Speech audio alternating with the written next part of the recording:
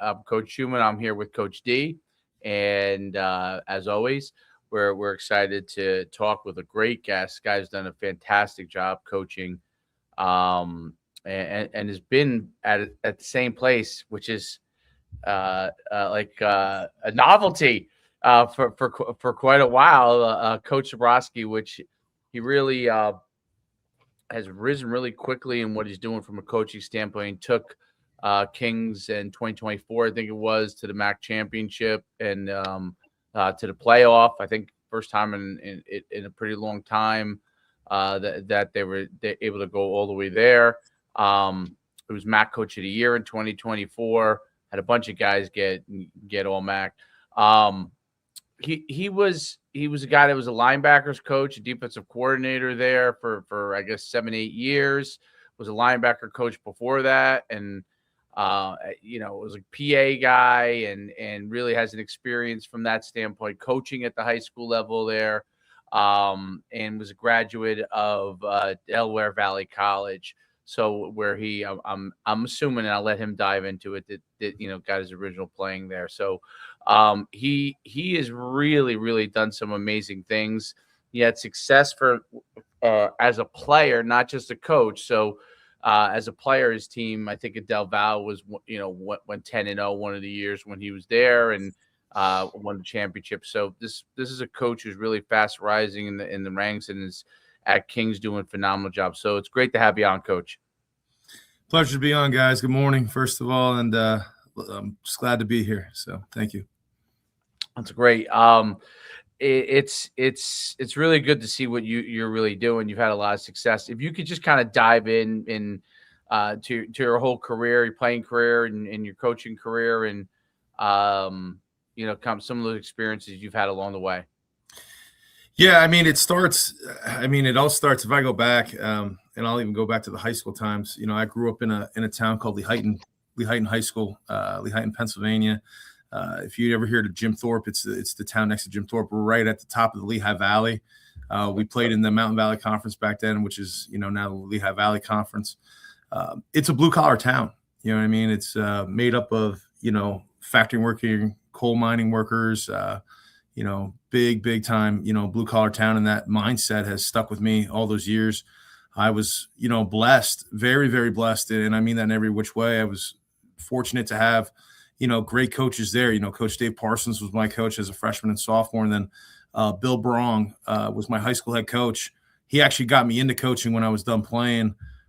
He's a father to me in my mind. And I talk to him to this day, and he's meant everything to me. And then, I was fortunate to get those guys, and we won in high school. We won multiple games in high school, and that winning mindset and blue collar attitude, work kind of stuck with me. And then I was fortunate to receive a scholarship to the University of Buffalo out of high school. A guy by the name of Bill Laser recruited me out of there, and then I played for a guy by the name of Jim Hoffer. It didn't work out there like I wanted to. Obviously, coaching staff changes, things of that nature. Ended up coming home. And then next thing you know, my actually small world, my best friend, one of my really good friends, was playing at a school called Delaware Valley College. And, one of the nights, it was June, it was late June. He's like, "Hey, why don't you come down and hang out one night?" He's working on campus. And I was like, "Wow, this school's kind of neat." He goes, "Oh, you got to come back and play football." I'm like, "I don't know. Maybe." Yeah.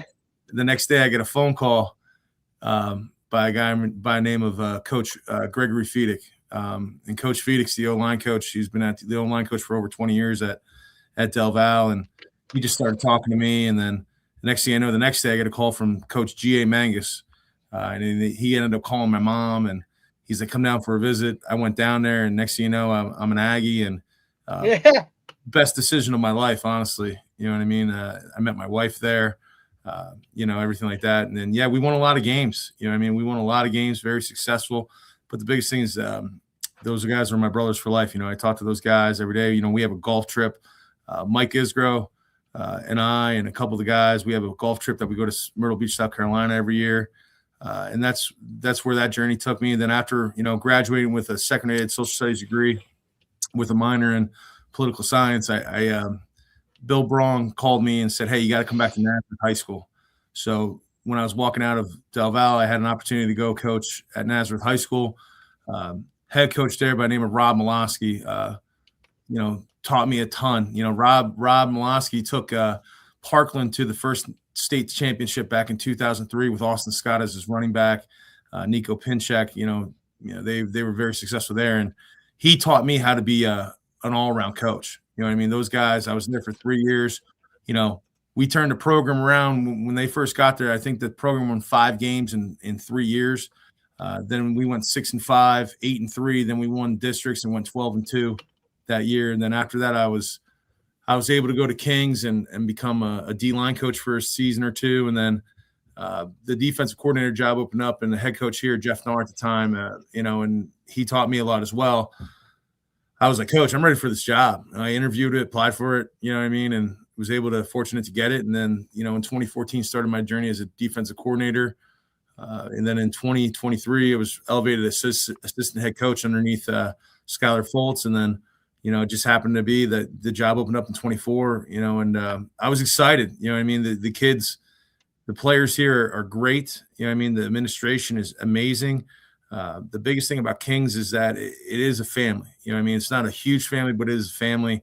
And when you say about family, I always like to use the term, forget about me, I love you. And that's huge for us. What we talk about as families, people talk about family, but we actually define it. And what it is, forget about me, I love you. Everybody on this campus, whether who you see, it's all about love. And it really is. And they take care of each other. So that's kind of been my journey to where I'm at now. Obviously the real head coach here is my wife. She's a lot for us. She takes care of the boys. I have a 6-year-old girl named Callie. I have a soon-to-be 3-year-old named Noah. We vacation a lot in the Shore Conference of New Jersey. We have a lot of ties to the Shore Conference of New Jersey. A lot of friends in the Ocean and Monmouth County area. So that's where we frequent a lot. It's Pennsylvania, New Jersey, and we go from there. So that's been my track. That's quite a good journey. That's quite a good journey. It's interesting. Well, first of all, where's Kings exactly located? What's the what city is it in? So we're in Wilkes-Barre, Pennsylvania. Wilkes-Barre. Okay. So what you do is it's we're an hour and 40 or hour and 45 minutes north of Philly, and we're an hour and 50 minutes west of the Bronx. So literally, I took my daughter to the Pinstripe Bowl. We were right off of 80, so we drove right out of 80. We were at the. So that was perfect. You took one road the whole way, brother. That's right. So it's that's where we're at. So it's all interstate, easy to get to. Obviously, if you look at our roster, it tells the sign. A lot of what I call the greater Philadelphia area, the Bucks, Monco, Delco, Chester, inner city Philly, the PCL league. And then you got Jersey, you got South Jersey down there, Burlington, Gloucester, Camden, Salem. And then you go to the Shore Conference. We're loaded with Shore Conference kids, Ocean and Monmouth County kids. And that's what that's where our bulk of our team is, because of how easy it is to get to us. That's where we're located. So.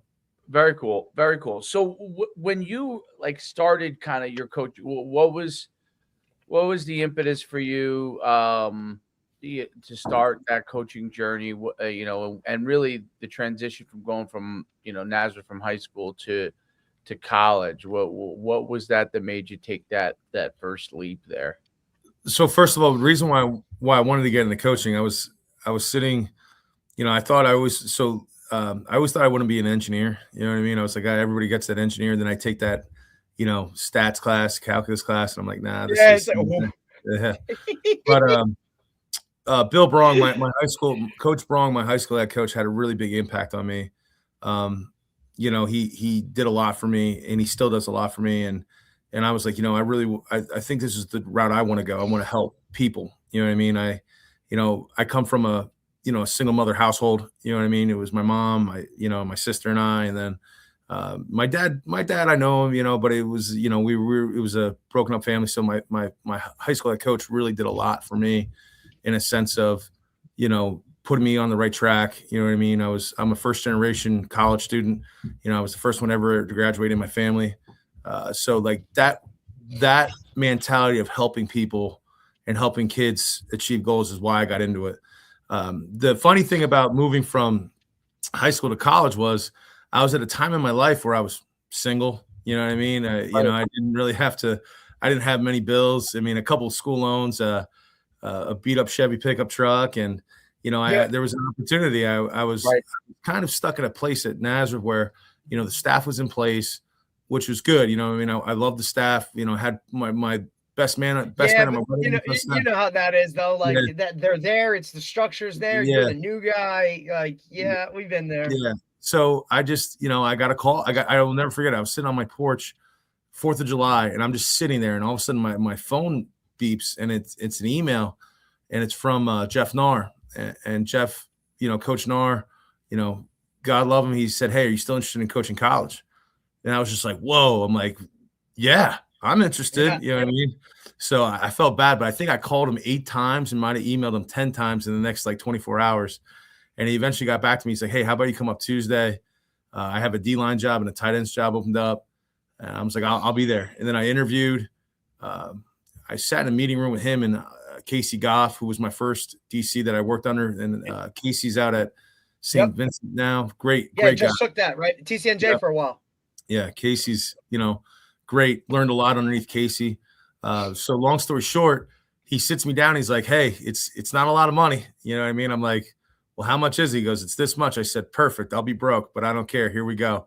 And that's how I got there. You know what I mean? You got to pay your dues. You know what I mean? There's nothing fancy about it. Like, trust me, ramen noodles was a main course meal some nights, and you know, the heater never went above 55. You know what I mean? And you know, I had a couple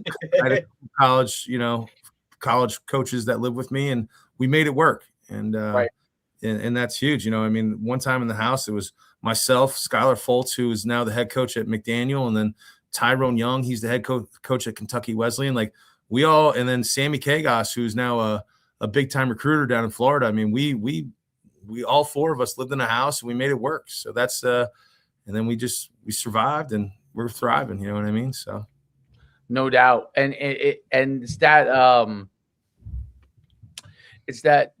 grind of the early part of it that kind of sets a foundation for kind of your own work ethic for what you want to instill in the guys that come behind you.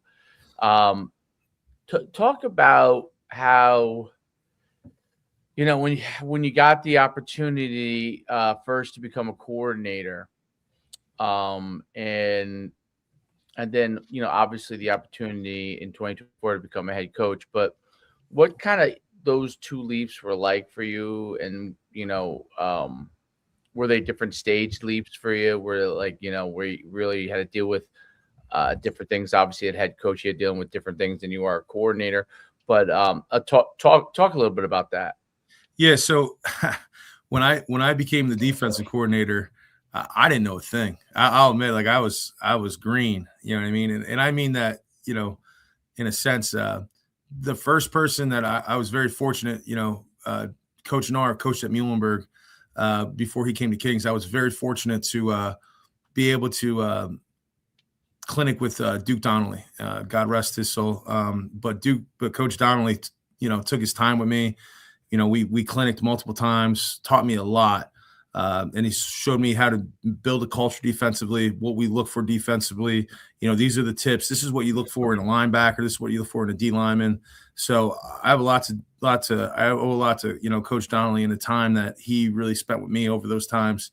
When I took that leap, it was trial. It was, you know, trial by fire, man. I was in the fire, and you know, you got to go. I mean, you can't turn to anybody. You got to go, and then you have kids that are now relying on you. You know, you're responsible for a whole unit, and you know, it took me. What the cool thing with me is that I had to move to linebackers because now I needed to know the back end and the front end, and then I needed to make sure our guys were squared away. The coolest thing that it taught me is that I always looked at everything. Oh man, look at this blitz, look at this, but you might install it from the front to the back, but you better build it from the back to the front. So the biggest thing that I took away the biggest thing that I learned from that to go into a DC is like D lineman makes a mistake, it might be 5 yards. Linebacker mistake might be 10 to 15. But if the DBs make a mistake or you don't have that squared up, it's 6 points. It's 6 points. So that was the biggest lesson I learned. And then, you just the other thing that really stuck with it was, we didn't have the fastest guys, we didn't have the biggest guys, but we had guys that could play. Like we had guys that, gave great effort. So my job was, it's not about the scheme, it's about the players. So what can they do? Don't tell me what they can't do. Tell me what they can do. And we've always structured our defense around guys and what they can do.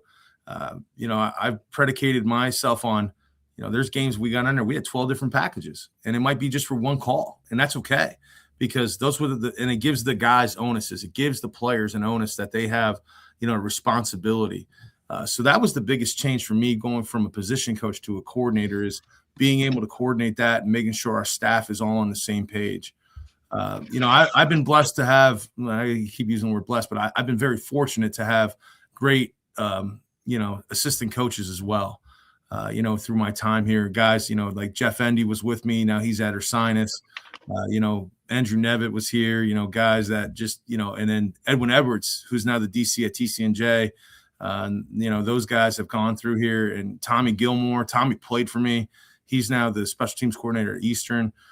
Chris Bantel, him and I worked together we worked there many years. He's now at Wilkes. So I've been fortunate to have quality, coaches. Another coach that was here for a little bit that really helped me even more in 2019, the spring 20, Frank Sheptock, who's now the head coach at Bloomsburg. He was here for a little bit with me. Great guy. Guy. He was here with me for a little bit, and he helped me even more in that. And then, when the time came to be the head coach, I felt like I was more prepared for that than I was being the DC, because I already gone on a couple head coaching interviews.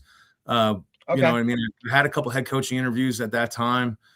So it was really, really, really good for me. I already had everything I was looking for. I had a staffing set up, recruiting set up. Obviously, recruiting and staffing has got to be, recruiting's number one. So I felt like when it was time to take over, it was good. And not only that, like the benefit for me is that I was already here for 12 years before I even took over. So I knew what to expect. I knew the structure of the school. I knew how it is, who you need to talk to, when you need to talk to them, how you need to talk to them. And I knew who you're going to talk to, and it's actually going to get things done. Yeah. You know what I mean? Like the intricacies of what actually goes into being in Wilkes-Barre, Pennsylvania. You know what I mean? Even like how you're going to approach, like, we all have that binder, right? Where we've taken things, or we've literally have, a section that says, no, like this is not what we're going to do. Right. And you keep that as you go along. But I think the experience of going on interviews beforehand is a big deal. Even if, look, like, I would go on interviews as a younger guy when I thought I wanted to be a head coach. Now, no way. Absolutely. Right? Like I would go on those interviews almost going in like, yes, I'm going to approach this. Like I want this gig. But you know what I mean? Like I don't. It's more of an experience type of thing. Go in, you kind of see how it is, and then ask for that feedback from that interview.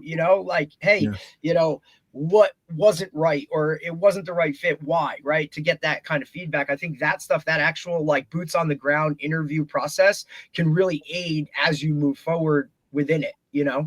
Correct. There's no doubt. And the biggest thing that I tell coaches all the time, I always heard this before, you won't become a head coach. And everybody told me is like, you don't really know how it is till you sit in the seat. You know what I mean? They can tell you all about it, but it's true. You know what I mean? Like now for me, it's like, I never had to worry about a budget. It was just football, making sure my kids are okay. Now, my focus is not only on that, but it's, academics. It's, how we make sure it's budget. So it's a little different of a role, but I feel like I was better prepared for that, in a sense, that jump, than I was when I went from position to coordinator. So, it's been great. A lot of support here. One thing that people don't know about King's College is, we were started by the University of Notre Dame, the Congregation of Holy Cross. So we have that athletic support here. So it's been very, very good for me, in a sense, is that, I can talk to the president anytime. I can talk to the VPs anytime. Everybody's very open. They want what's best for the players. Close to half of the whole college is nothing but athletes. So it's not a very big commuter school. There's a lot of kids that stay here. So it's been very comfortable. It's been a very comfortable transition, and obviously winning helps, So. Yeah, absolutely. And Kings has had, since you've really been there as an assistant, as a head coach, it's probably best run in its history, as far as from a program standpoint. And it's really had a lot of really good success and has some great years. Um, it's Division III level, what you said, that the school is made up of a lot of athletes, that especially the Pennsylvania Division threes. There's no doubt that's a large part of it, right? Because a lot of them are private schools, and the athletes make up the majority of the school, and that's creates a certain culture too that I think is positive, right? Because there's a lot of people that are all kind of pulling in that same direction, and looking to do similar type of things, which is really cool. Talk about like how you generated kind of what your philosophy is. You talked about family early on in the beginning, like what is your focus as a head coach with your program. And then we'll get to talk a little recruiting after that, because that kind of leads into my next question. But yeah, talk about that part of it. Yeah. So the biggest thing, like I go back to, is family, and you're going to have schools that talk about family, but can they define it? Can they show it? Is it can you show it? And the biggest thing for me is that, with that being said, is that, my guys were, Easter this past year, I had 15 guys at my house. I mean, my wife and my daughters are always, my daughters are always at practice. Now she's in school, so now she's mad that she can't come to every walkthrough on Friday. But the other thing is, it's just about being 1-0 every day. The biggest thing I tell coaches all the time is, don't ask your players to do something you're not willing to do yourself. You know what I mean? And even with your staff. So I talk about being 1-0. That's all we talk about. 1-0. I don't focus on tomorrow. We focus on right now. We focus on what we got to do today to be the best version of ourselves and be the best that we can. So, like, perfect example, I'll go through a day with you. If I have a 9 o'clock class, well, I'm up at 7:30 and I'm in the cafe at 8 a.m. getting a good meal. That's being 1-0. Coach, I'm struggling in math a little bit, communicating. That's being 1-0. You got to be able to communicate. The biggest thing for young males today is, can they communicate? So we got to work on that. We have to teach how to communicate. That's being 1-0. Hey, I have a 3 o'clock lift. I better make sure I get a good protein shake in me beforehand. I'm making sure I got the right shoes, everything. That's being 1-0. You got me? It's all about being 1-0. Hey, I got study hall at 6:30 tonight. I need to make sure I have everything good. That's being 1-0. All we talk about is little opportunities just to be 1-0. And then when you go to bed at night, 9:30, 10 o'clock, it resets the next day. See, the thing is that if you focus on 10 games, you're not going to win one of them. You got to focus on the minute little details, and that's all we talk about. The biggest thing you talk about at King's College is they're all about being 1-0. That's it. I mean, and the biggest thing is that, does it sound super simplistic? Yes, but let it be simplistic, right? Because that's what success is. You know what I mean? If you're gonna look at our success just as the end result, I said that's a problem. You know what I mean? I always look at the process. You know what I mean? Where is it in the process? And if you're not having great results, there's a break in the process. Where is that at in the process where the breakdown is? So it's all about process. One of the things that I find funny is, we don't really have this, but if I hear a parent said, well, you're pretty tough on them. Well, that's not really fair.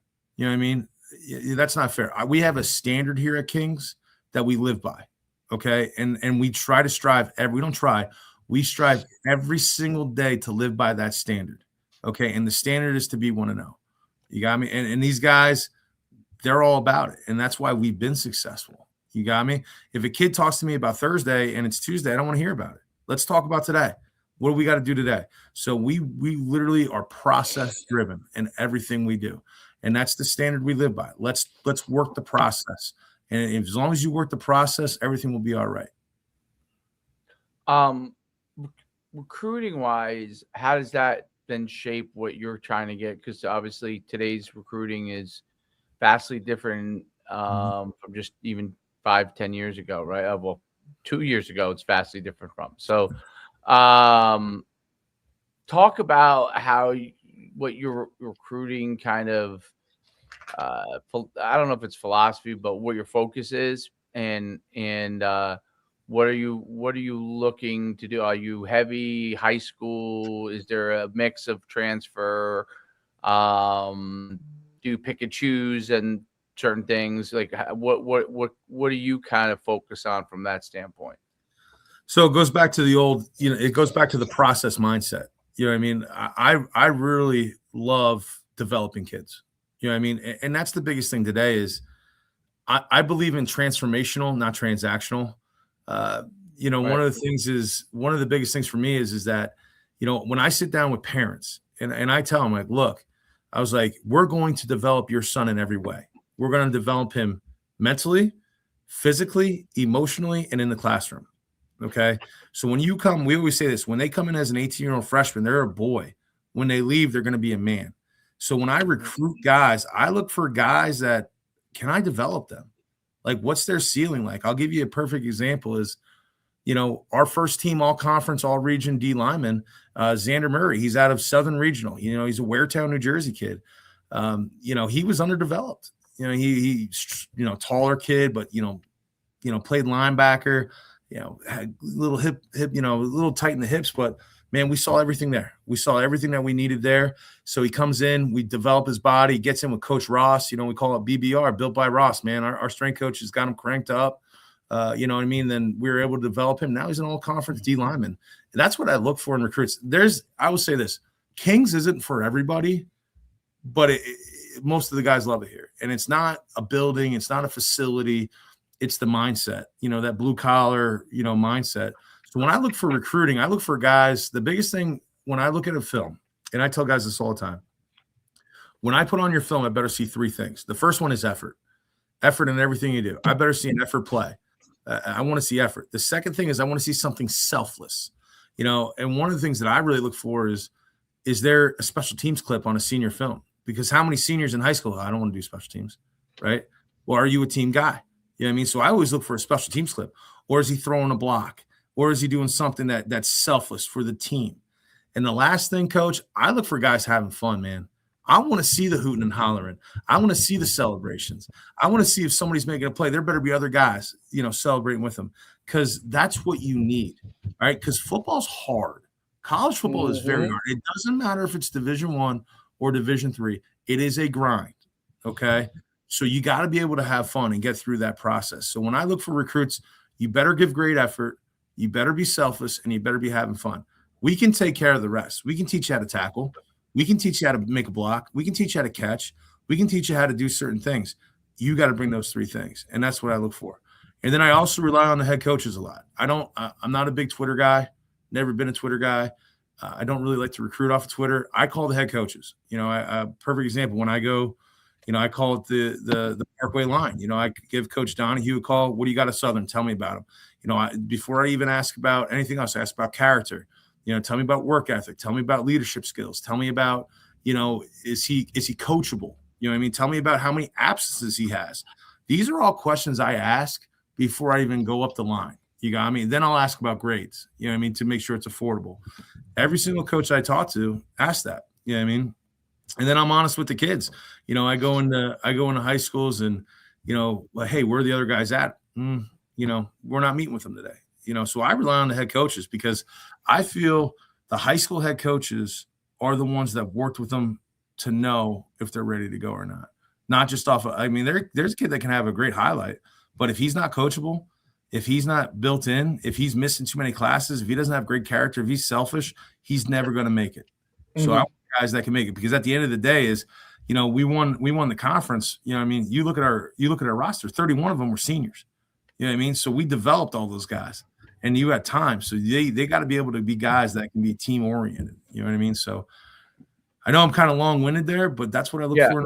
That's what I look for in a recruit, man. I want those kind of guys. You know what I mean? Do you bring in transfers at all, or you stay heavily focused on high school?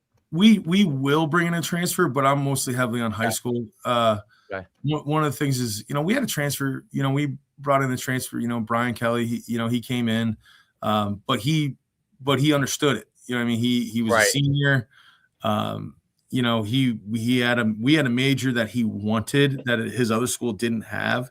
Right. So it's very far and few in between. We will listen, you know what I mean? But I'm more focused on the guys here. I want to water the grass where my feet are. I still believe, yes, I know, to me, I think it's very concerning to me about how the transfer portal is working and how people do it. To me, it's a very transactional time. Right. And I talk about, and I tell parents all the time, like, listen, I'm going to develop your sons in more ways than not. And I still believe that's where success is, because one of the things that I won't do is, you come in the fall and you didn't have a spring with us. You weren't grinding with the guys. There's something to be said, Coach, about grinding with your guys when the struggle is real, and it's 6 a.m. on a Friday, and it's heavy leg day Friday, and then Coach Ross has got you doing wall sits with 45-pound plates. Who can I count on 4th and goal at the 1? There's something to be said about that. You know what I mean? And so transfer wise, we'll listen. We'll look here and there. But I still believe that, develop the guys, because your best players are guys that you develop through the system. Do you deal with, when you go and recruit at the high school level, do you go in there and have you found that some of the Division III coaches that we've talked with, and some very successful, have found that like part of the process is like, hey, this is what we are. This is what our program is about. Because a lot of times they find themselves in a little bit of an uphill battle. So they want to make sure they get the right fit, because they're an uphill battle in the sense that if a kid's going to end up going to Division III, they're all obviously falling to Division III in their mind. Right. So as opposed to like the majority of them don't say, hey, I'm going to be a Division III guy. And part of that is because of the transfer portal, especially at the higher levels, right? You're getting a better opportunity, a better player at the Division III level now. But some of those kids still, their head, it hasn't all changed over yet. It's not 6-7 years in, it's 2-3 years in, where there's still that mindset where they came through from high school where there was going to be this large amount of opportunity potentially. That's changed at the higher levels, right? So you have an opportunity for a better player. How do you kind of do you see it, first of all? Do you see that at all with any of the players you talk with, or and how do you kind of shape that mindset if there's a kid that has a lot of questions about that kind of stuff? So here's the biggest thing is I tell people this all the time, and I think this is key. One of the questions that parents, and I hope a lot of parents and players are listening to you, they don't ask like, Coach, how do you plan on developing me? Like, what's my development look like? You know what I mean? Like, how do you plan on, getting the best out of me, instead of saying, hey, I want to play right away? Well, is that really the best for you? Hey, Coach, I'm a Division II guy. I'm an FCS guy. Is that really the best for you? Are they going to develop you the right way? Like, those are the questions I ask every parent. Like, are they even going to know your kid's on the roster? Yeah. I tell every parent this. I sit down, every parent that walks on my campus, I sit down with their sons, or, and I sit there and say, this is the plan for you. And I go through step by step a developmental plan for them. Some kids are more developed than others, and I'm honest with that. But you also ask that question to the head coach. And look, you've been around, like, the areas you recruit, the high schools you're going into, the programs and the coaches within that. Like, that's part of the recruiting process, is to recruit guys from programs that have already been coached, developed. You understand what level of development they've gone through, what type of program they've gone through, right? And then that's how you can strategically know what buildings to walk into, or know what players from schools. You may go into schools just because of the pedigree of the reputation of that school, based off the coach or based off of the program, or, like you said, the short conference of what it is. You can go and ask those guys what it is, because they've been developed, they've been coached, that level of it. That's a different level of recruiting that I don't think a lot of parents understand. They just think because they've played in high school, or they've had some success, or they've done whatever, that everybody is developed on a certain level. And that's just not the case. It's the reason that even, if you don't have a player potentially for college, that a coach comes into your building, right? Like, they still make that stop, knowing most likely there's going to be someone within that building sooner or later that is on the level that I want to get. Or I can ask that coach about maybe a kid that played against him, and he's going to give me great feedback on, what you saw that kid, right? So I think that is a key factor when it comes to recruiting, that not every kid is developed the same, and you're all not going to start. I mean, look at any freshman class that you bring in. There are guys that may have quote unquote been the best player in that class, yet they're the least developed or understanding of what it is. It's just, measurables or natural talent or something of that nature, right? Where that coachability and what they know, it's huge. Yeah. So one of the things that when I deal with some higher D3 kids, in a sense, like coming out of high school, I ask them all the time, are you a college football player or are you a Division I player? Like, you need to tell me, you know what I mean? And everybody here is D1. Oh man, you're D1.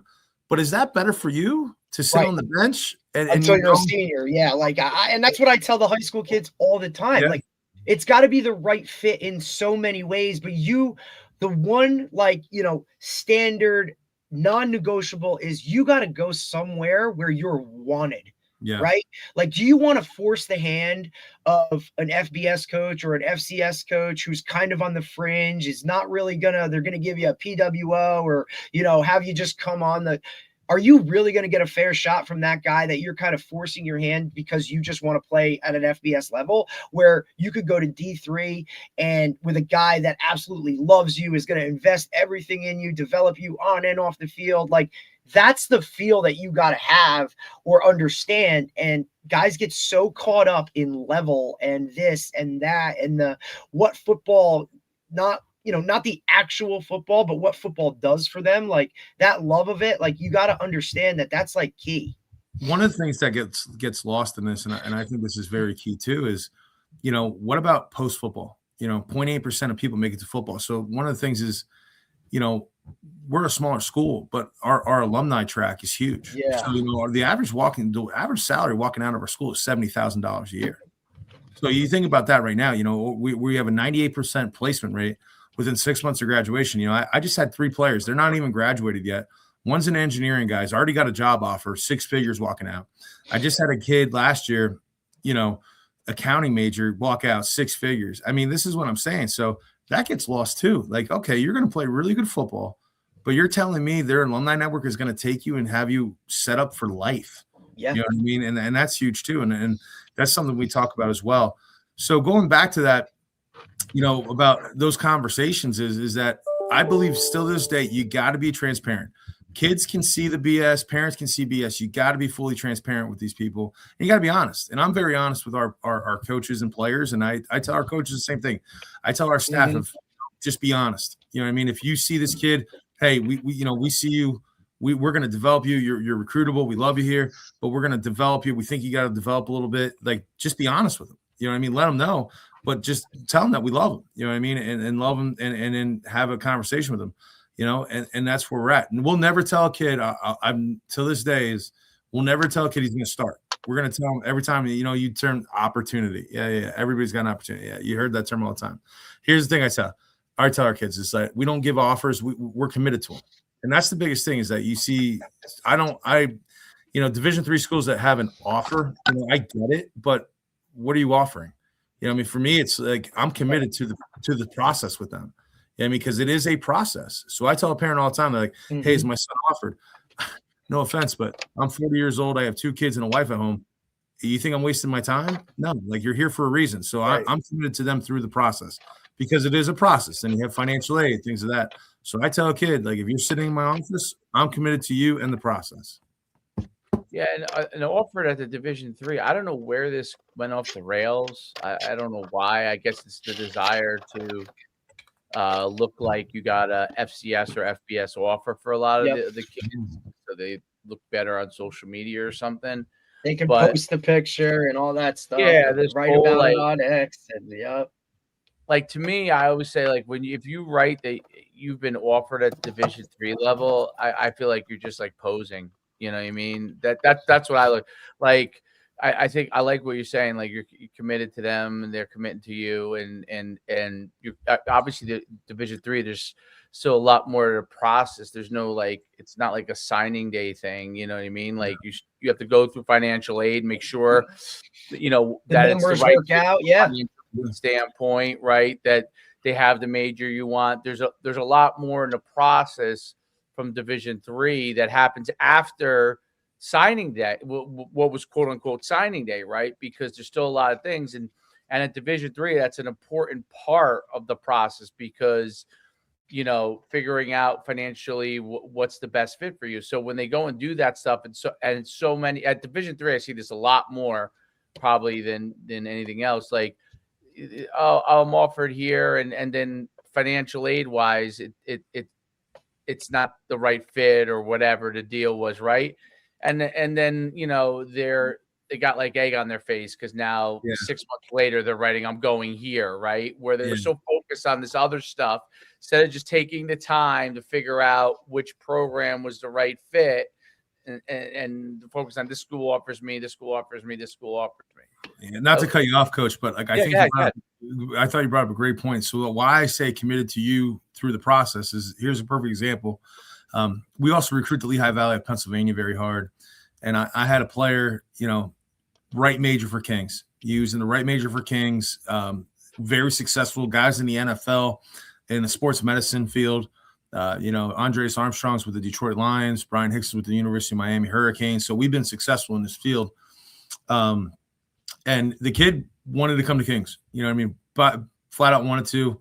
Unfortunately, what happened was there was a Division II school in the state of Pennsylvania, gave him a little scholarship, and the money part of it was, it was not as significant, but far enough apart. His high school head coach called me. He's like, Coach, like he really wants to come to Kings. The Division II school also had a really good program in sports medicine. I called the kid straight out and I said, listen, man, we love you, but it is in your best interest to go to that other school. And I told the kid straight out, and he's going to be a great player. But that's why I say an offer to me, I'm more committed to the player instead of, you're offered to come to Kings. No, I'm committed to you personally. And that's what I mean by that. And that's where it derives from, is an example like that, where I have a kid who, in all intents and purposes, if I was a scummy car salesman, man, come here, pay the extra. Yeah. And then have the extra debt. Nah, man, you need to go to that school, get an education, and you'll be fine. And that's what I mean by that. It is a process. And I still go by that. It is a process. When do you do with it? You have financial aid, you have things that need to be done. So I truly believe that, when I talk to a parent or a kid, I say, I'm committed to you, means like we're with you through this no matter what. And that's what I mean by that, there's a perfect example of what I mean. We got to a point in the process where it's just, hey man, you got to take this opportunity. Right. And the player got on with me. He's like, Coach, but I want to come to Kings. I said, I know, dude, if something doesn't work out, and I always say that I leave the door open. Yeah, of course. Hey, man, of course. Yeah, you never burn a bridge.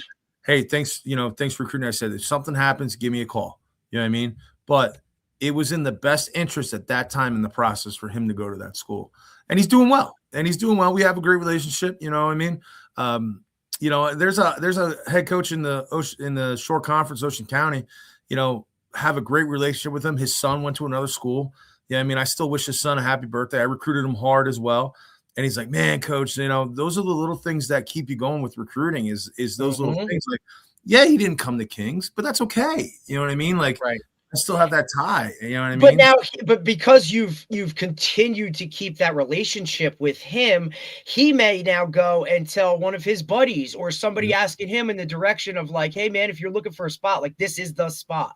You know what I'm saying? Like that, I think is just always, it's one of those things. Like I was raised, I don't know, like I was raised that way. Right. But that was a really hard conversation to have with college guys that had recruited you and had literally called you every week for weeks, to have that conversation and be like, hey, I'm going a different direction, Coach. And some of those guys were pricks about it, and some of them were extremely cordial and awesome. And I mean, it was a really hard thing as a high school kid to do that, right? But to those guys that kept those relationships, I mean, yeah, I didn't go to your school, but I could still message you and you're going to answer and not blow me off. And some of those guys have become mentors in the coaching field for me, where I still talk to some of these guys and, you know, where they're at now and whatnot. And especially now with the way the transfer portal is, like, hey man, you might be making that decision, but you don't know what's going to happen 2-3 years down the road.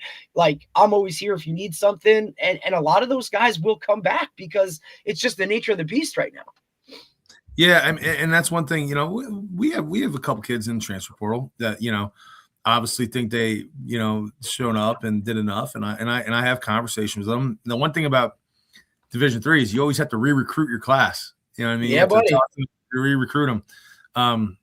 But I'm honest with them, and I talked to a player the other day, and I just told him, I said, look, like I said, I understand that you feel this way. I said, but you still need to develop. You need us yet, and I tell him that. I said, look, like you still need us, and we need you, and that's the way I do business, and that's the way we do business at King's College. Is, you know what I mean? And I feel that's probably been our best way of doing it, is just making sure that we're all bought in on the players. If you're not bought in on the players, there's a problem. You know what I mean? You got to be loyal to people, and that's huge. And I feel that, you know, the players feel that way, and we try to get the most out of them. So, absolutely, I think that's it's an important part. It's always part of the process, and I think that's a thing that players have to, you know, do more, continue to do a good job of educating themselves as to what each level's process is, and not treat one level like it's a different level, like to understand what the important things are when you're getting recruited at one level or the other, and know what that level requires, right? Because and then, I mean, I think what Derek said about, you know, going where you want is an important thing, but it's important to also important to know that what level you really are at. Like if certain schools are not coming to talk to you, certain level of schools, then you have to realize that you're at a different level, right? And that's just a reality. One of the good things about the transfer portal is, I say this, is like, hey, you know what? You go to King's College, you go and have 80 receptions, 1,500 yards, and you're now so good. I'm sure Coach Cebrosky would be very upset to lose you because you're dominating, but we'll also be excited for you if you really were that good, and that another school would really be at the Division I level wanted you, right? So it's and it looks, I always say it looks good also on a Division III program, because then those high school players will be more likely to go there. And on the academic side of Division III, like Johns Hopkins has done a great job at that. Like, and they've done a really nice job of that. And I think you guys have done a really good job of that in the last 10 years of really being a place that kids know they can go and get better and develop. And it's, you know, it's usually going to be 4 years, but every once in a while there's a guy that is that person. And there's no doubt, Coach, not to cut you off, but yeah, we've had a player who played for us, and he developed. I mean, he was, you know, fat, you know, had some fat on him, and then he developed. And long story short is, you know, he was, you know, financially he was awarded a scholarship that, you know, made it very, very affordable for him to go to school. And, you know, I said, hey, I understood the situation, and that goes back to the committed to you process. Right. He was awarded a very good scholarship, and, you know, he's doing well. I mean, is he getting as much playing time as he would like? No, but that's sure. Part of the game. You know what I mean? Right. But yeah, so it worked out well for him, and I'm happy for him. I talked to him. You know, he came on his bye week. He came to a game this year, and, you know, I saw him. I still, you know, bust his chops a little bit. You know what I mean? Yeah, I got it. And once again, it goes back to transparency. The only thing I ask for players is, you know, one of the things that we have to develop with players is communication. You know, the miscommunication or the lack of communication. You know, I still believe the phone is the best way, and talking. And so, you know, there's some conversations that, you know, we need to teach them. And I always tell players, like, if there's something, you got to just be able to talk so that we can solve something. So, you know, he was very open about it. I was very open about it, and it worked out well for both of us. You know what I mean? You know, and we still have a great relationship. So. No doubt, no doubt, and that makes a big difference. Before we let you go, I was just curious, like how you guys approach your practices, like what your kind of your philosophy is as far as from that standpoint, um, and how you approach that part of the program. Well, so one of the things that I look for is, I want to be efficient as possible. I don't like to waste time.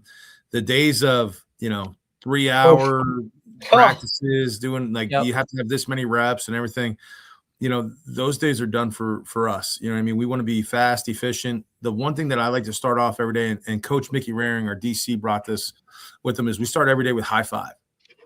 So at 6:25, no footballs are on the field. We practice at 6:30 a.m. Yeah, I was just gonna say you said 6:25 right away. I was like, oh, a.m.s. Okay, yeah, because you had it in the morning. Interesting. Well, the thing is that I hang my hat on how good we are academically, and I hang my hat on how good we are with our graduation rate. So we practice Tuesday, Wednesday, Thursday mornings at 6:30 a.m.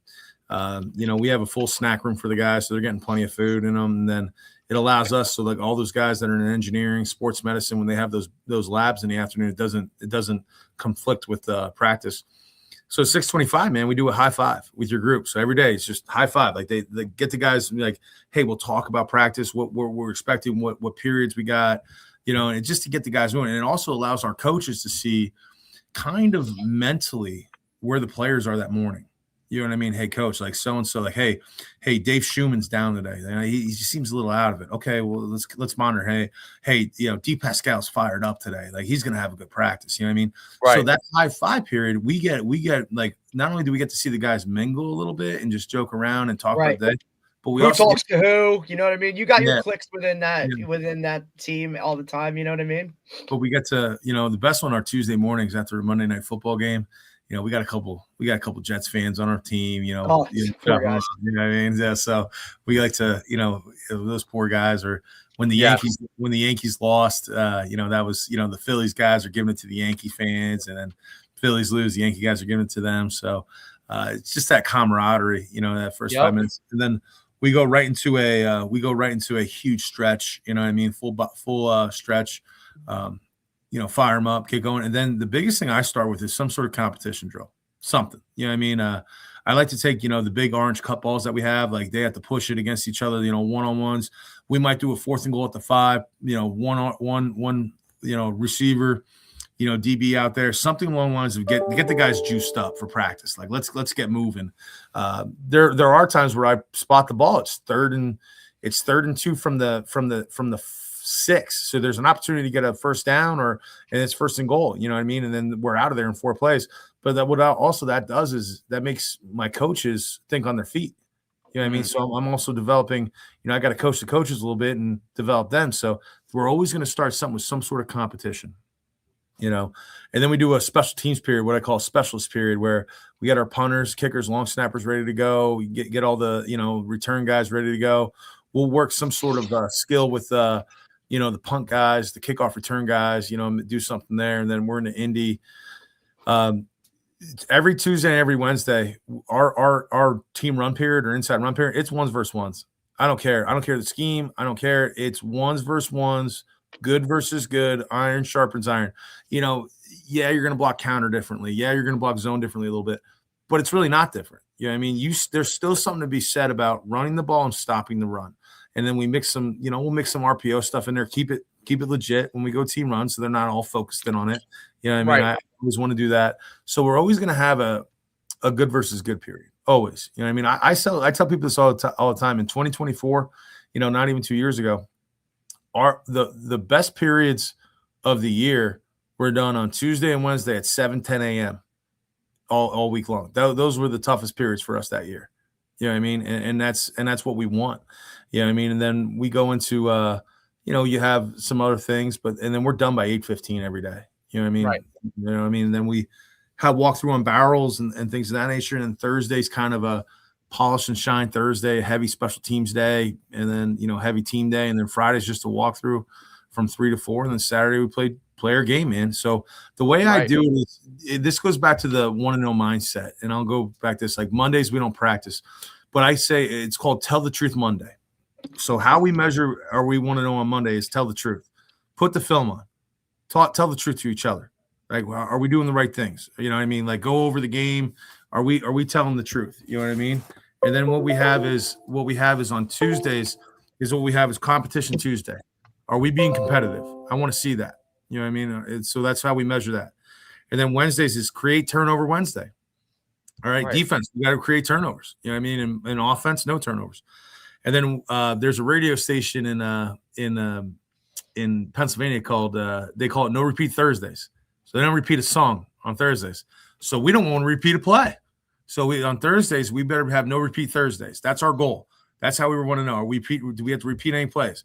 Do we have to repeat any coverage? No repeat Thursdays. Polish and shine Friday, and then play fast Saturday. Mm-hmm. And then we call it rest and relaxation Sunday. Are you resting? Are you relaxing? Are you recovering? The triple R. Rest, relax, recover. So those are the ways that goes back to the 1-0 mindset. You know what I mean? And that's kind of how our week goes.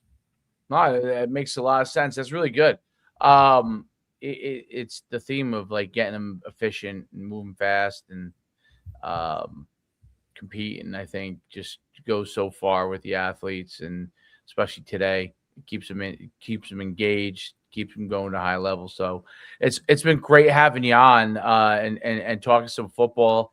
What you're doing there is phenomenal. You in a very short time period have had a lot of success. And I'm sure that'll only continue to grow in the future, Coach. Really, really great having you on today. Guys, coaches, I appreciate all your time. And, it's fun to, get on here and chop it up and talk some ball and everything that goes with it. You know what I mean? And like I tell people all the time, it's, the game is the game. It's the things around the game that make the game special. And, it's always good to talk about it. And I hope, parents are listening, and I hope, players are listening, and they take something away from it. You know what I mean? So no doubt about it. And yes, they definitely are listening. They definitely are. Yeah. We get a lot of feedback on it. So it's great having you on, Coach, and wish you the best. Happy New Year as well. And hopefully this new year continues to bring you a lot of success. I appreciate it. And Coach Derek, man, I wish you nothing but the best for you and your wife with your newborn coming. And thanks, buddy. I hope you have the coffee machine ready to go. Oh, we're good. Talk about no sleep every day of the week, right? Like, that's the focus. But I appreciate you taking the time, buddy. It's always good to talk to you when I see you on the road. It's just you've built something. You continue to build something off of what that foundation is, and like I said, it's always a great opportunity to sit down and talk with you, buddy. So I appreciate you taking the time. Absolutely. When I stop back into the Ocean County area, man, we'll hit up and we'll talk some more. That's it, buddy. You let me know. What we can do. So, all right. So appreciate it, gentlemen. Have a great day. Thanks, buddy. We'll talk soon. All right. See you, man. Coach. See you. That was great. Good stuff. Very good stuff. Yeah, man, he's got it's a niche, you know what I mean? Like, it's got to be a niche for those types of places, right? Especially for what it is, where it is. Look, I've sent players there. They love it. Like, not just himself. Like, they love the school. They love how it's close-knit and sports matter, right? It's a good academic school. It's not so far off the beaten path, you know what I mean? Where guys, it's easily accessible and for what it is. But for what he's done in a short period of time, when it comes to like the actual winning of games and that type of stuff, like this, like you said, this is the best run Kings has ever had. And it's, you can see why. It's like, I love that, like, what he touched on, like, it's about us, like, you know what I mean? It's not about bringing in transfers. Like, we're still going to develop and take guys from, take guys from freshman year to senior year. You know what I'm saying? Like, and we've heard a couple guys when it comes to that. I think Division 3, each place is different. So 100% where you need that will work. There are places probably that it wouldn't work as well. It really depends on what your school is like. Obviously there are places where you're going to have more transfers than others, but right.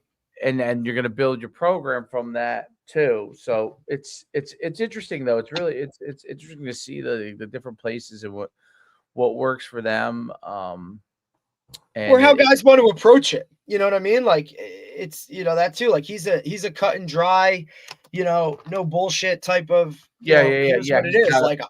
I'm going to sit down with this guy. I'm going to tell you exactly what it is. If that's not what you're looking for, all right, then you know what I mean? Like, we'll go our own ways. And look, if something ever changes, let me know. You know what I mean? Like, he ain't trying to sell shit. It is what it is. And like, either come here and, get developed and work and get better. And, here's what we have to offer. They lay it out. Like, we didn't even get into it, but, I heard him go through the whole thing of like their, how they do their, sticker, like what it's going to cost and all that. Like, they have a great setup there, cause you look at it sticker price and that, takes some people's breath away for what it is, but the way they work it and how it, they maneuver things and find the right grants and packages and stuff like that. Like, you're paying very little up front, but there's nothing in the back end of like, hey, gotcha. Like now you're coming out of school with this, and it's like, that's not how they do it, but that goes back to his relationship with the president and the VP and like the school itself. They've worked that through to make it work for guys to get more kids in the building. You know what I mean? That maybe, 5-10 years ago when he wasn't there, that's not the case, Bigger picture. So now today, do you go to the hospital tomorrow morning? Oh, you do? Okay. Yep. Tomorrow morning, and unless you have a water break or something like that. Yeah, unless something happens, from now until then. But other than that, we'll be walking in the building tomorrow morning and rock and roll. Wow, very on schedule, huh? Hey, buddy, like it's the OCD that always has to be. No, I'm saying it's like sometimes there's it's not that like when you think about it, like you're just sitting around like, oh shit, like grab your stuff. Like, it's not that chaotic scene of whatever. Like, my bag's been packed for a week in case we've had to go, because with the first one it was scheduled on a certain date and the day before it happened. You know what I mean? So I've been ready for that window and whatnot. But you excited? Yeah. I'm sure you're excited. Yeah, I'm pumped, but it's also like 9 months is a long time to be, you know what I mean? Like, all right, like time has come. Like, let's get it on the road and like let's see what this entails now with 2. Number 2. I know, buddy. Is your daughter excited? She's juiced, right? Like, and now I think she grasps it somewhat, but I don't think she really gets it. You know what I mean? She's 2.5, so she's changing dolls and saying, "Mommy, I'm gonna help when Carter comes and whatever," and like she gets Carter. Carter Thomas. So okay. Look, another part that's like planned out, ready any to go. Significance to that? Any significance? Thomas is my father-in-law's name. So Avery has my middle name, right? Which obviously goes back to my grandfather. That was his name, Ray. So Avery got my side, right? Carter will get her side a little bit. That way, how the family that. That way nobody's pissed off. That way nobody's pissed. Carter was just one that we like. Name you like. Yeah, right. Like that. Like if Avery was a boy, it would have been Carter.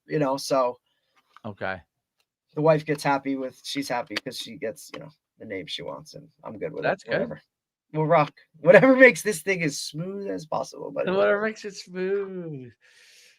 For whatever can be defined as smooth in a very not smooth process of what it is, but because we know how healthcare works. But it'll be interesting. Last one was a summer baby. This one's a winter baby.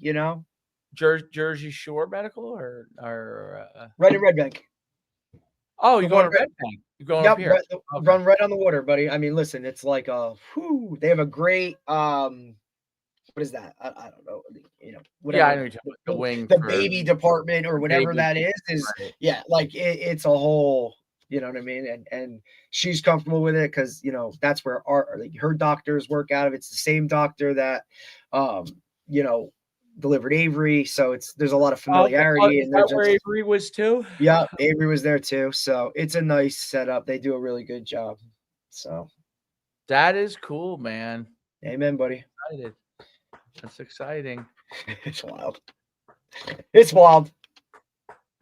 Boy, now you're gonna go. I know. Now it's a different level. Super kind, loving dad. Yeah. Are you kidding me? I'd be like, "Are you serious, buddy? Like, really? Like, you didn't work out this morning? Like, you didn't work out? Like, what yeah.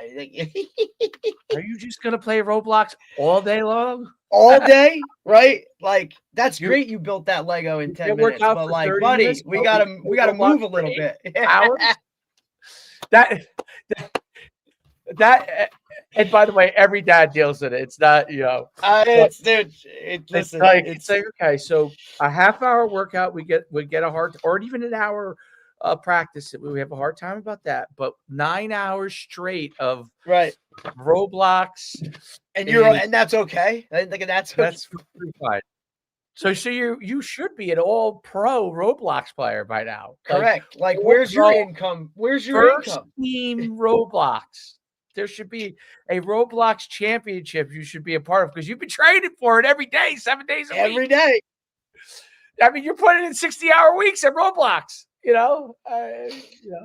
but it's funny. Oh man, I got to go. Hey, a little off that path. I did have one thing. Do you think,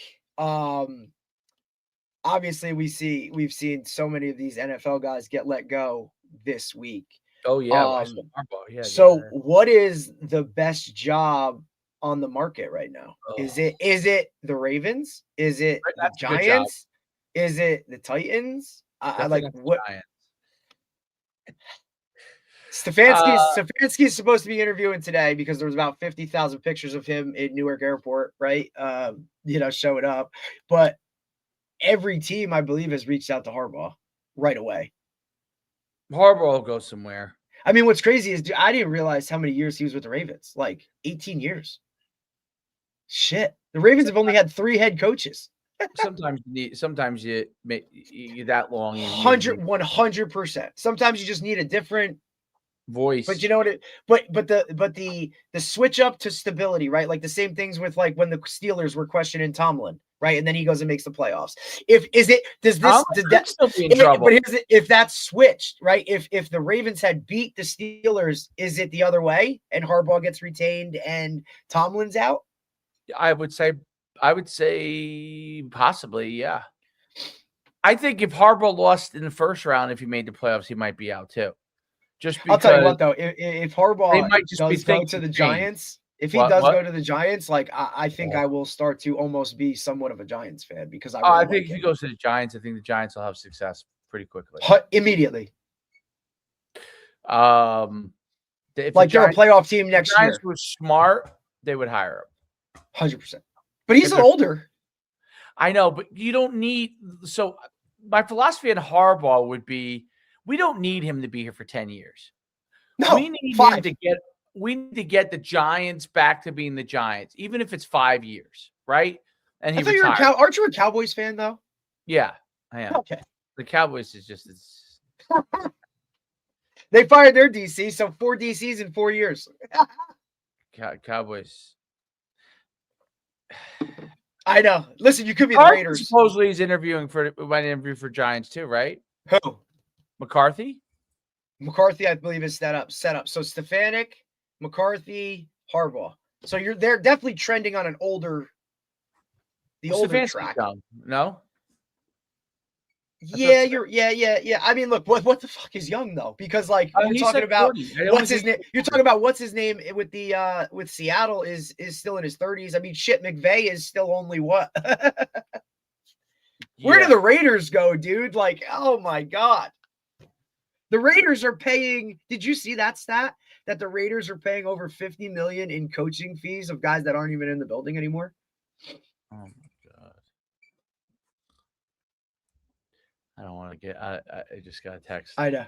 Oh god. Nothing bad. Just UConn making some moves though. UConn. A lot of places are. Yeah. I mean, everyone's making moves. You know what I mean? Like.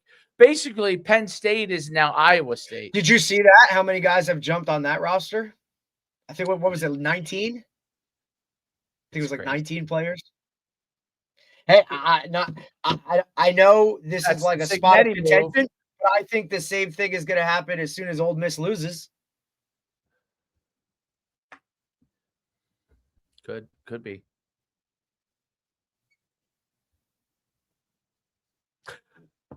Ole Miss, LSU. Yeah. I don't know. Yeah, I mean it depends. World. It's a wild world, dude. Kyle, it is a wild world, Dave. Like from coaches movement to player movement to NFL to NC, like to college. I mean, we're still playing college football, by the way. Like, there's still games left. Like, we still have a quarter. We still have a semifinal game and a national championship. You know, like, this is still all happening. While I would love to see how staffs are handling, like, the real behind the scenes of hosting transfers for visits right now, teams back on campus getting starting winter workouts. Like, if you're one of those 4 teams still playing, how are you juggling and managing all of that schedule? Like, what do you do? Like, how much is game prep? Like, is it still in season mode? I think this is why now, like, you have so many guys on staff. Hey, these guys are handling recruiting. These guys are coaching. These guys are handling, like, man, I'm telling you, if you don't have those, like, those other staff guys to handle all that shit, dude, like, holy hell, I can't even imagine. Plus, you have staff turnover. What if you're like a new guy in the building? Like, oh, okay, here we go. He said it's literally it's high paid youth sports. You got the third, the third string center is buddy. pissed because he's not getting paid what his buddy's getting paid. Like, they're gone. Go talk to the GM. I mean, shoot, people now reclass in high school, people reclass when they're younger, but then they get to reclass again in college because you can stay there forever. So you could get like a double. You just go JUCO, practice and not count, and have reclass forever, and then start whatever. How about so? I'll reference this because it's local. Not that I care. Within the short conference. So Jalen Matthews, right, offensive lineman, portal. He's leaving Florida State, and this is after he had already been to Rutgers. He left Rutgers in season. He left Rutgers in August, and now he's going to leave Florida State. And I don't know how much truth it is, but or whatever it is, because you just hear things to hear things. But did he play at Florida State this year? I don't think he played. I don't even think he played. But I hear his landing spots are possibly Texas A&M or Mississippi State. So originally committed to Penn State, never got there, decommitted, committed to Rutgers, on campus for a week, 2 weeks, leaves, plays a season or goes through a season at Florida State, portal, and now still has an opportunity to go to an SEC school from the ACC.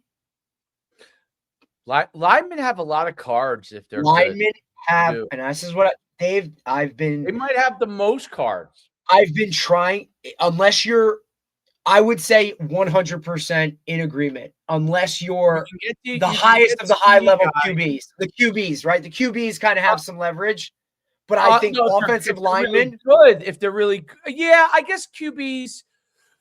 It depends. I think numbers wise, like money has tremendous leverage. They have all the leverage.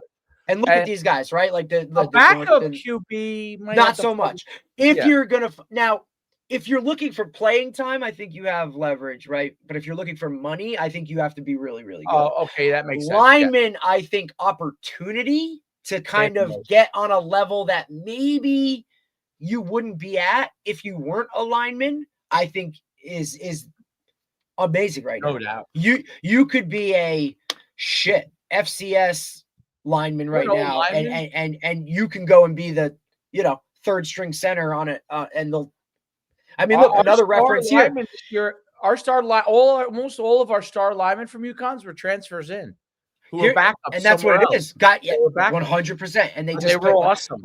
They were awesome. Kid from Point Borough, Cole Skinner, right, went to South Florida, graduated in 4 years, transitioned from guard or tackle to center, right? Like, he finishes, graduates, head coach leaves, go to Auburn. Well, guess what? I'm in the portal. Guess where he visited the other day? Auburn. Got 1 year of eligibility. Sure, buddy. You come with me. I'll pay you this for 1 year before you get ready for the draft. Like, I know what you can do. The older they get, the better they get, up until they get too old, like old. Correct. Or if you have injuries on your, you know what I mean? Like, you've always been a banged up guy. But I just think that and look, we both know, like, and this is the flaw, like a quarterback, but like, if you're not good up front, like, you ain't doing shit. So you build from the O-line outward, right? Or D-line, like back. That's how I always looked at it. You can get receivers, you can get running You backs. you can find, like, you can throw a rock and hit. The elite guy makes a difference, obviously, but you could get guys to fill roles in those absolutely positions. Yep. But if you have that O-line room that's locked in, dude, that's why I think your third hire is an O-line coach. If you had a kid, like if someone has a kid and he's really, really like a gigantic kid. Imagine a kid that you actually pushed and wanted to be a lineman, because none of them want to play it. I'm saying like a gigantic kid who they all want to be a running back or a tight end. Who does it really? Yeah, he does it. Like, he's big. He has decent athleticism, but he's not going to be a skill guy for you. Right.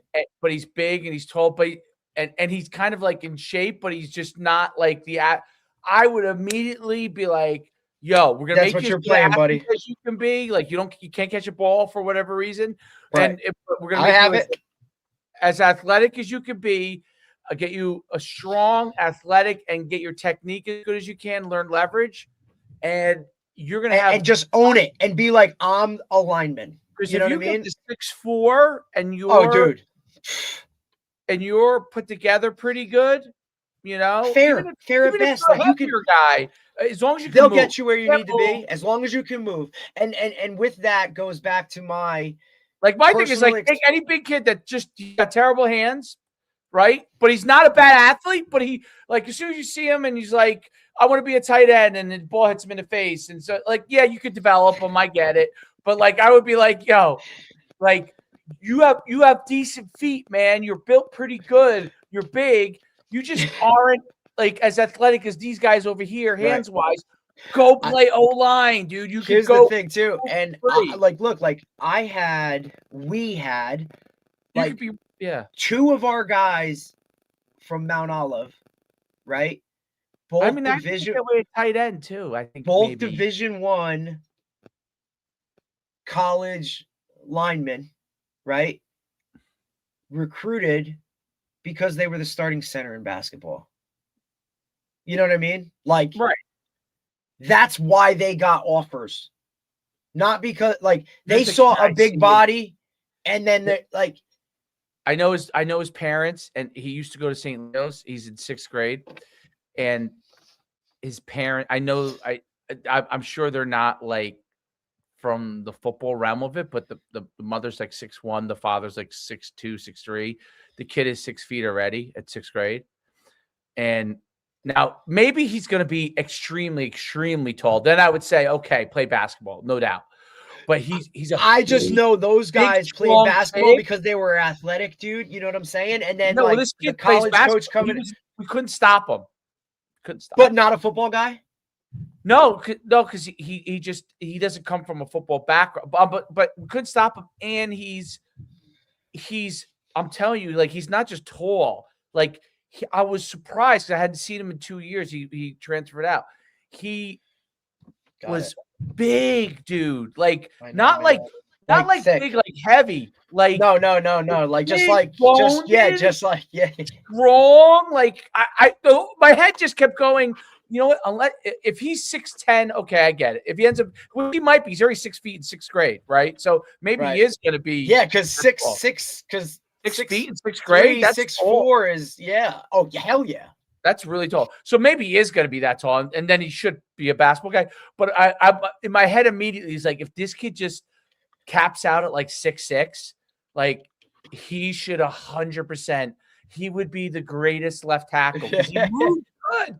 He moves, like, you know what I'm saying? And he's got hands because he can catch the ball. You know what I mean? Like, those guys have hands. He had hands, dude. Like, he had hands. So I was shocked because a couple of years ago when he was a younger kid, he was kind of like he was trying to find his niche. You know what I'm saying? Yeah. Which a lot of those guys do. And it's just. But he looked awesome. And he was angry. He played angry, dude. My head was just going. She was talking to Nicole the whole time. I wanted to be like, maybe he should play football too. I wanted to say, buddy.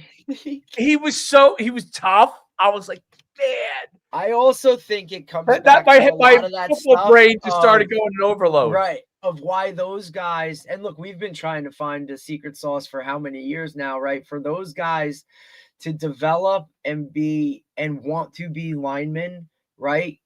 It's hard because, they don't have flag or 7-on-7 of lineman stuff. They can go do those things, but then they want to be a skill guy because you're catching the ball, you're having fun, right? Like there needs to be some off-season thing for linemen to do. I'm trying to push that. Buddy, I'm just saying, like, it's just there's no like you can't. I don't. It's just this. It's the secret sauce, dude. Like they need something to be like, hey, I get to go. Right? You can only do so much. It's like, oh, we're training, but it's like, dude, you're in shorts and a t-shirt, or you're only hitting a bag, or you're just lifting, and it's like you can do a one-on-one competition or a big man competition, but like, what is that? It's not the same as a 7-on-7 tournament or a flag league or something. Like it's just damn. It's like, what can we do? No, you're right. Listen, there's a kid in your town that's the 6th grader that I think is awesome too. Yeah, dude, there's a couple. He's a center too, and he's at a Catholic school. Yeah, well, listen, if they're tracking that way, like, but 100%. The kid is Derek. I'm telling you, this kid is an athlete. He's not as big as the other kid I'm talking about, but who is? Like that kid's the rarity. No one's as big as that kid. But this kid is probably, I would say 5'6" in 6th grade, which is big, right? That is big. But he because what's Troy, and he's big for his grade. Troy's 5'1". Right, and Troy's like probably one of the taller in his class or in his group. I know this kid's going to be big. The kid that I saw, because his father's 6'6". I was just going to say, what are his parents? Dad was it's just 6'6". like looking at. I just went like this. As the game was going on, we played him twice now. As the game was going on, I always scan when I just scan. I say, "Can I figure it out?"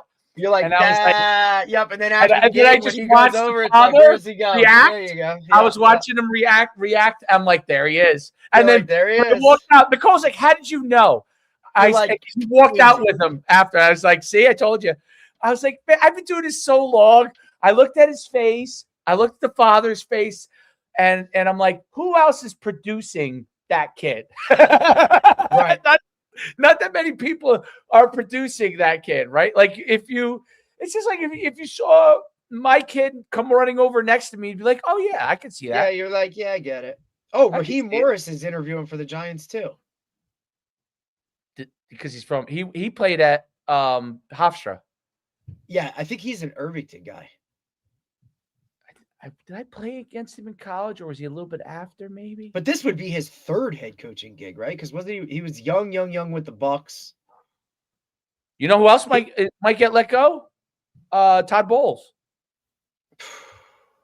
See, I always think Tampa's a great job because it's just Florida. I always think Tampa's a great spot. I think that's what makes it a harder job. I also think that's what makes Miami a hard job.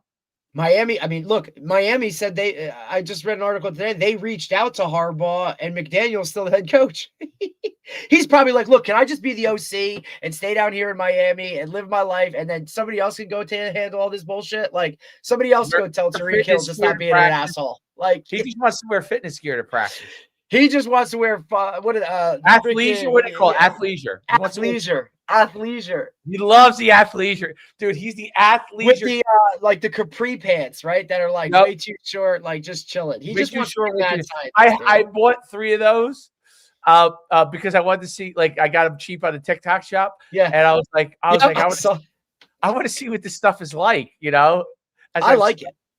And I was like, oh wow, it's pretty comfortable actually. It doesn't feel like you're wearing anything. No, really. I mean, look, the days of, khaki, quote unquote, hard pants, right? And a polo on the sideline. Dude, guys wear whatever now. Well, the pants, they all wear athleisure pants.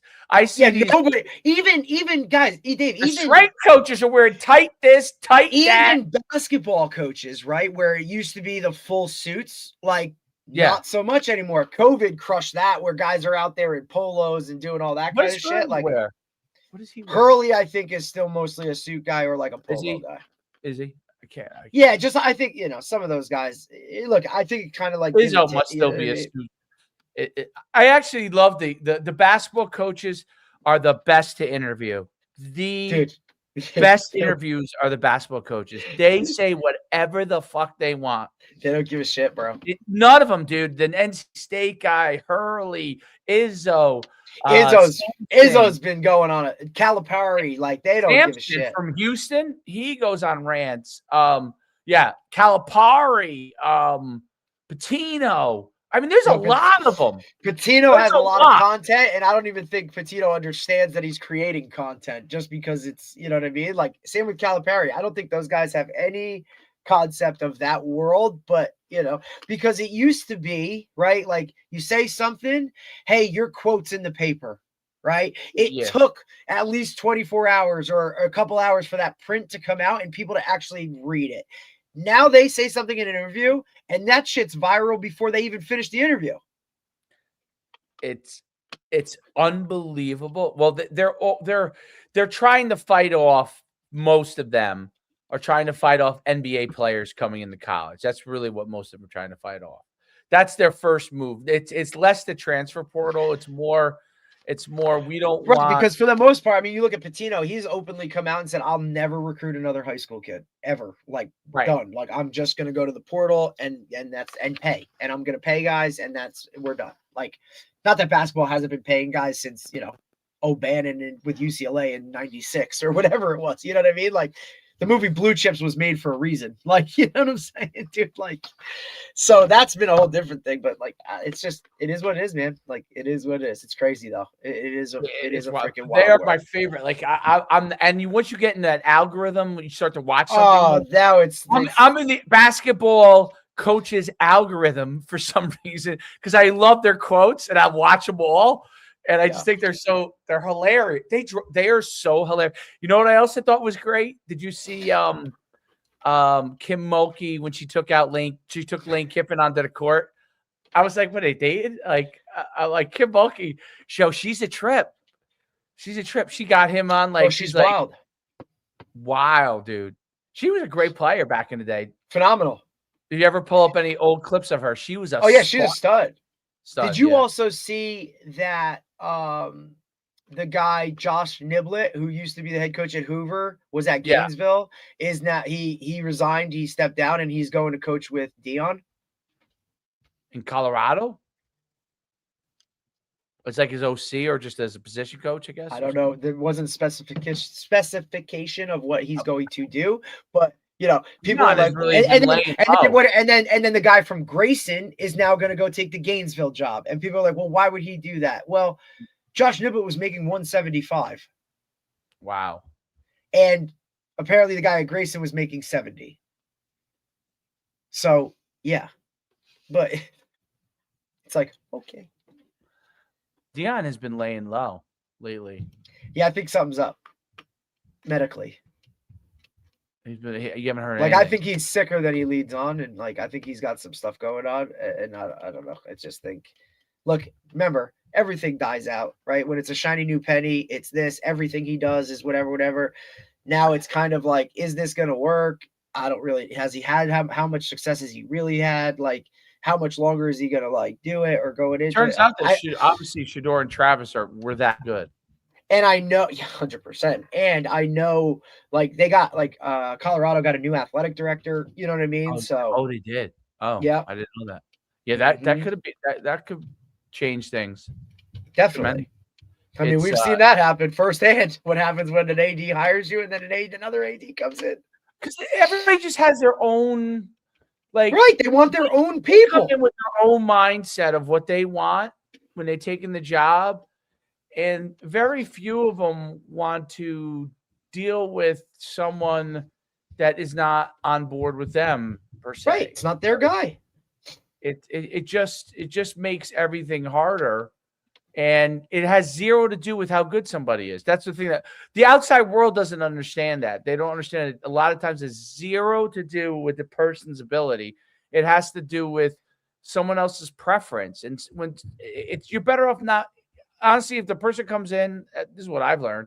If the person comes in and you get that vibe that it's like they really want, you're not really going to be their person, and they're not all in on you, it's just better off not moving forward. Now in high school, it doesn't happen as much, but it does happen.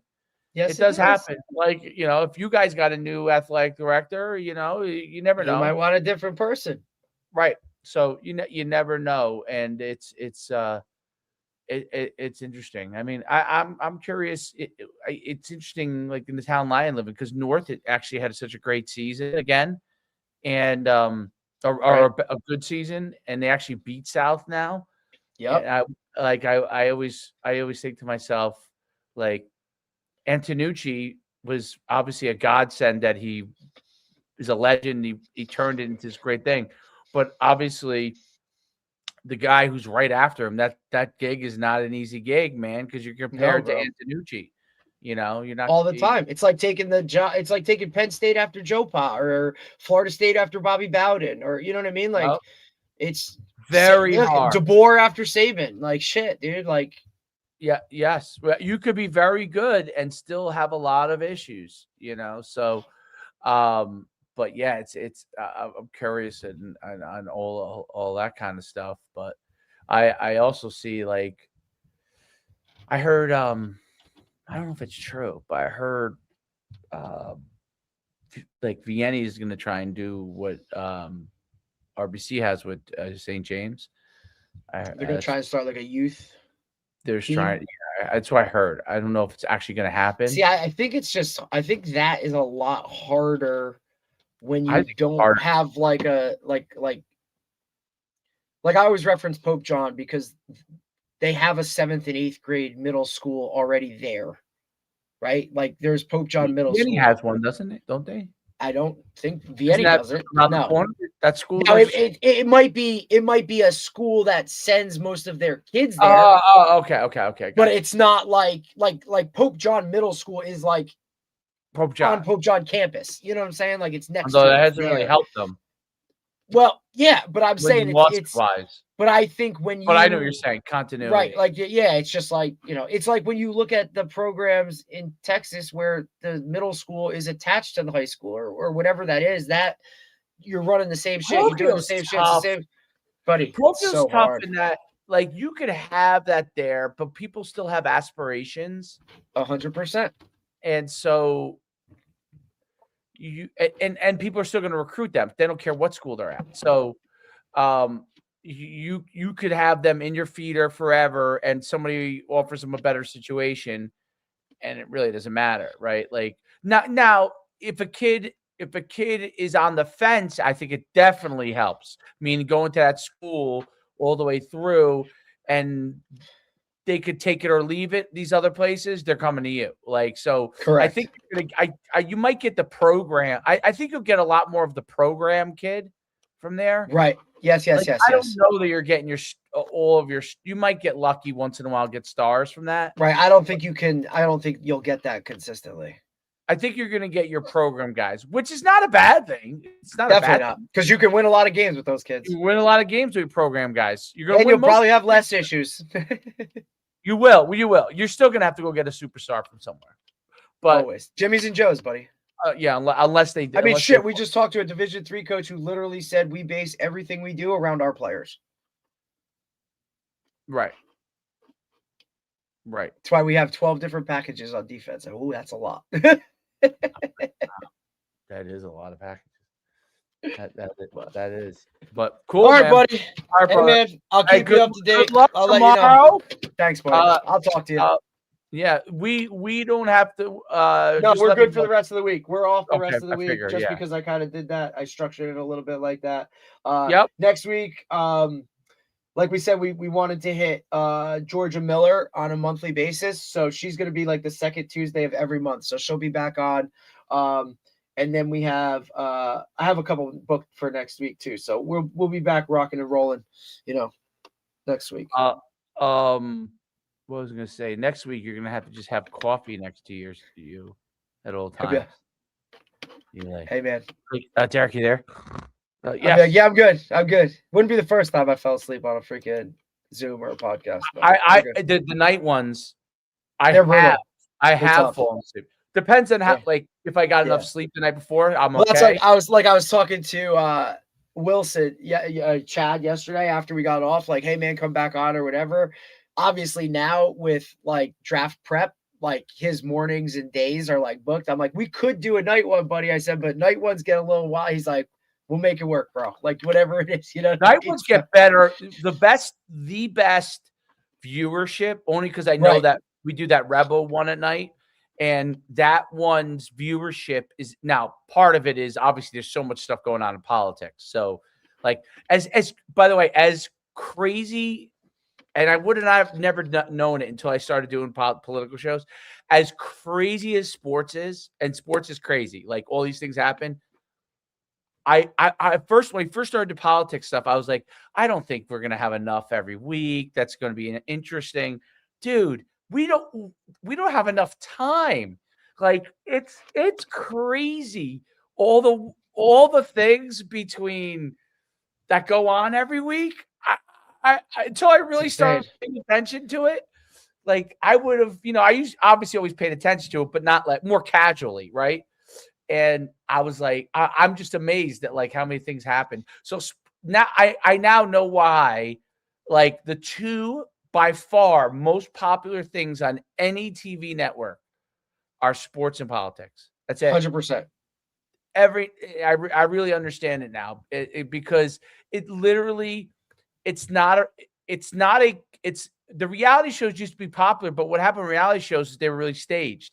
What's amazing about sports, and although some people think all this stuff is staged anyway, but sports and politics is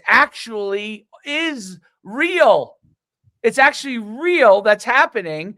And it's happening in real time. And you don't know what's going to happen from week to week. So it's like, it's its own reality show. Really, there's no I agree. reality shows. It's crazy. It's wild. Sports, I mean, that's why I developed that app, man. I mean, I'm finding out things like, oh my God, wow. Like, I know it's crazy because it searches everything. It searches everything. Like, I'm like, hey, can you find this, and this, and this, and this, and it's like, boom, and then it gives me like an evaluation on every one of them, like right underneath it. I'm like, what? Like, so it gives me about. I rarely have I ever built anything that I was like, most of the things I build don't work. Well, they don't, because I dove into that thing a little bit. Like, I thought it was pretty cool. I just literally was typing in like school names, and it was giving me, this guy is transferring from here and he's committed, or this guy is taking a visit, but it looks like he's going to go elsewhere. You know what I mean? Like, it's crazy. Like, just for reference, I typed in Rutgers, right? And it was like, hey, this guy's coming from Villanova. He's already signed. He's going to be there. This guy took a visit, but it looks like he's going to lean more towards going to Colorado because this is the reason why. And the ties, like, this guy has visited, but he's also got visits to here, and here. Like, it was just cool, dude. It is. And it's like you're getting everything in real time. And I just put in last night, I was like, all right, can I figure out how to do this? So I figured out how to get it to, I just want the top 3 in real time. So anytime you go on, it takes about a minute or 2 for it to search it without me doing anything. Right. I was going to say that was one of the things. Like, I was like, oh, is this not working because it's slow? But it does take a little bit of time. But it's if you think about it, it's going through everything. So everything. It has to take time in order to get what you want. It does take a little bit more time. Don't get like, don't get heavy. Yeah, 100%. Like, it's coming. Well, there's a quick button. Really good, you get a quick answer, but I realized it's not accurate. It's not accurate. Fuck that. The quick answers aren't going to be as accurate because correct. You can't peruse all the information. It's just going to peruse a couple of sources, and that's probably, that may or may not be accurate. But that's the thing. Like, if you're patient, you let it just run through its thing. It's like, and it comes up, and like the first time it came up, I was like, I called up the guy Steve. I said, listen, I want you to type this stuff in and just tell me what you get and into the thing. He typed it in. He's like, this is what I got. I'm like, that's exactly what I got. Okay. All right. So now I know that I'm getting, all right, now type in like a change. Like we're looking for, instead of FBS quarterbacks for UConn, find me FCS quarterbacks for UConn. And it was like, boom. It gave me like 5 guys. Like I didn't even know who any of them were, by the way. You know, like, oh no, I knew who one was. Jaden Craig was on there. Jaden Craig. So I knew that was accurate. Jaden Craig is one of the best FCS guys in the portal. So at quarterback. So he's a Jersey guy. I can't remember where he's from, but he's a Jersey guy, and he's at Harvard. So I mean, like, my mind's going crazy because the possibilities of where it could go. You know, so I created. Absolutely. And I think it's really cool. Like, but for like for us, I think it's cool for guys like us that like give a shit about that much. But like, you know what I mean? Like, you gotta like understand what the whole thing is, like what you're actually looking at. Some people are looking at it like, what the hell is this? Like, you know, like it's like, oh, you got to be in it. But they don't know. It's awesome. Yeah. Well, and I think that's where I'm beginning to build out like a help desk. Right. You know, and what is all that? That's all like coding shit you got to do. There we go. Yeah, it's coding and but it's not just the coding part. It's the it's kind of like some things don't work, you know what I mean, together. So right. You got to figure that out. You know what I mean? Like you have to figure out what works together because I put some things in there and all of a sudden didn't work the right way. Right. And then you're troubleshooting, you're figuring it out. But I mean, at the end of the day, I mean, shit, dude, it's pretty cool. It's pretty cool. Yep. And I'll tell you, it's interesting. It was great having the girl that we had on from Michigan, and Ashley. It's so interesting because, you know, down here where we are versus North Jersey, it is really a select group of people that are kind of the better people in what they do. You know what I mean? Mm-hmm. It's more defined. Yeah, like I had people ask me questions about this person versus that person, and like people were asking me about speed, and I had mentioned just casually, like I said, you know, if you're really looking for someone to develop speed for you, like in this area, I said, you know, you're probably best going to Ripped, right? Because that's really Bobby's like forte. That's his thing. Yeah, that's what he's done. If you're not, that's his forte. Like and that's like, but there are in North Jersey you might have 4 Bobbies, right? So that you could go to and you within could be a like 10-mile radius. I'm very comfortable with any one of them. I'm gonna get what I need, right? This one's closer to me. You don't have it as you have people, but you don't have as many. Like if you wanted a guru in this, you know, you couldn't just get it as easily. That's why it was interesting listening to her because how she went through her process. Like I just see it from a dad going through it now. How her parents, I could see how her parents are like, okay, yeah, you know, we could try here and here, and here are kind of the select places that you're going to have to go through to get what you need down here. Not that there aren't great, there are the people are great that do it, but it's you don't have the population's not as big, so you don't have 4 or 5 times as many. You know, it's very interesting, but anyway, all right, buddy. I'll keep you in the loop. You got it, brother. Later. See you, man. And good luck. Thanks, buddy. You'll do great. Game day. Game day. Later. Later.